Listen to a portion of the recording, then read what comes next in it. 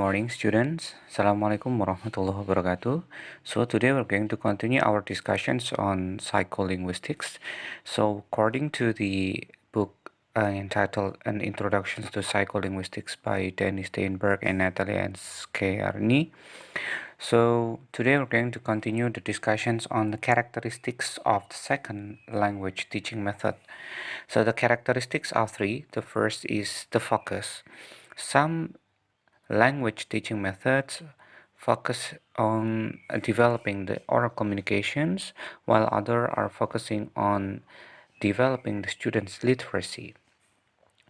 Characteristics of second language teaching method is meaning learning. Some methods focus on developing the students' understanding on meaning based on the direct experience, and the other focus on understanding the meaning based on the translations or using a dictionary or the use of the native to translate from the target language with the native language. The third characteristic of the second language teaching method is the grammar learning. Some of the methods focus on creating students' inductions in learning. It means that students will acquire the grammar based on their experience, but some other methods focus on giving explanations, or which is called as explications. So teacher will explain directly the rule of the language that they are learning. There are some branches on second language teaching method. The first is the traditional method. In traditional method, there are four methods that are popularly used by the second language learning teacher. The first traditional method in second language teaching method is grammar translations method, or popularly called as GTM. This method was popular in 18th century by the characteristics are the first is there is an explication of the grammar that the teacher will explain directly the rule of the target language, or the teacher teaches the grammar because they think that the grammar is very essential for learning the target language. And the second one, the teacher focus on the translating the target language into the native language. That's why the rule in grammar translations method consists of four. The first, the teacher will explain the material, then the students must memorize, and the third, students must recite what they have learned, and the last one, the students must apply. GTM has some advantages. The first, the teacher can teach English though they are non-fluent teachers, though they are lack of verbal fluency or they have incomplete knowledge, so they are still able to teach because the students focusing on the text. So they will provide a text for students, then the students ask to translate, then they have to read aloud, and they have to start to understand the meaning based on their effort by using dictionary, or they just try to understand by their own background knowledge. The second, this method possibly creates students to have self-study activity, because the existence of teacher here is just advisor or supervisor.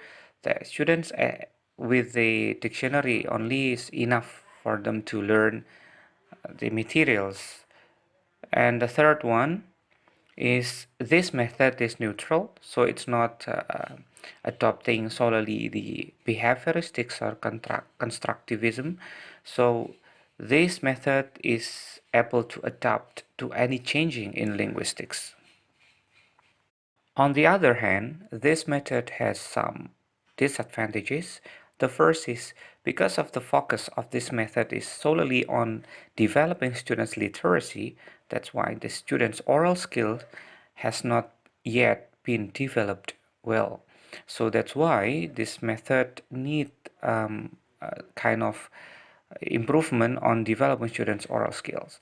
The second one, this method is unable to be applied for young children since the young children are not able to read and write. That's why, because the focus is on literacy, so it's hard for young children to learn language through text. Second traditional method in second language teaching method is natural method or NM. This method is popularly used in the early 19th century by Xavier and Govin.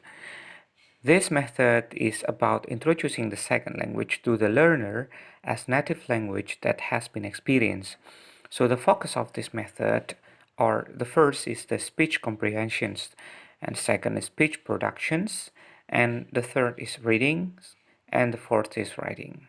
While grammar, this method tries to introduce the grammar through inductions, or the students must acquire the grammar through self-analysis.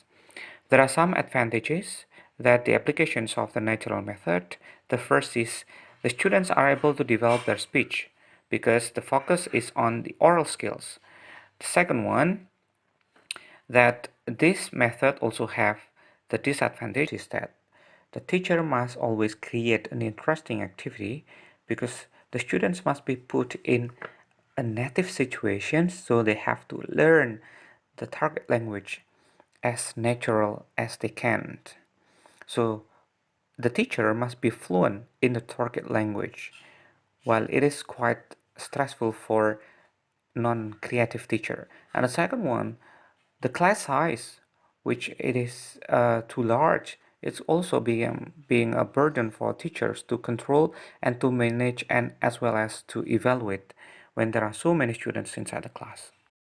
The third method is direct method or DM. This method was popular in late 19th century. There are some focus in direct method, just like in natural method, because this is the development of the NN. The characteristics of the direct method are the first, that the focus is like the natural method, that on developing the student's speech learning. So students' oral skills is posted here. And the second one, because students are practicing their oral ability through a very natural environmental context, so students can acquire the language through their experience. And the third one, grammar is also inductions here. And the difference from the natural method and this method is there is a systematic procedure. What is that? It means that the materials that are going to be practiced inside the class is already been managed gradually from the easiest to the more complicated one. While in natural method, there is no considerations on that kind of difficulties or systematic procedure. This method also has the disadvantage or the weakness that they are actually similar with the natural method. The fourth method in traditional method is the audio-lingual method or ALM.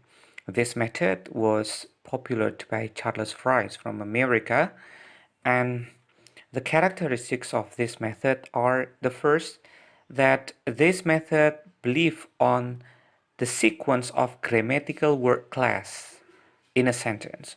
So just like our ordinary sentence, that it consists of article, then noun, then verb, then article, and then noun again. That's why this method really believes on behaviorist psychology, just like being popular by the P.F. Skinner, that is about creating repetitions and mechanical drills in activity. Students are asked to repeat and repeat, then they have to practice what they have repeated. It means here that the other characteristics is that the teacher already create the plan situations. Teacher already make plan from what they are going to teach about today, and they have to decide which is the beginning and whilst and then the post activity. On the other hand, it is called as there is a graded material or systematic procedure, just like in direct method.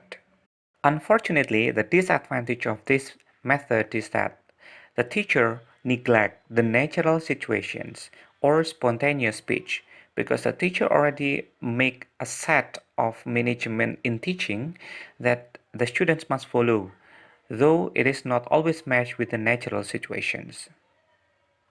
Well done, guys. So this is the end of our psycholinguistics class for today's discussions on the second language teaching method. See you again with me, Pa Afif, as your lecturer. And stay psycho, stay healthy. because we will discuss further and enjoy psycholinguistics.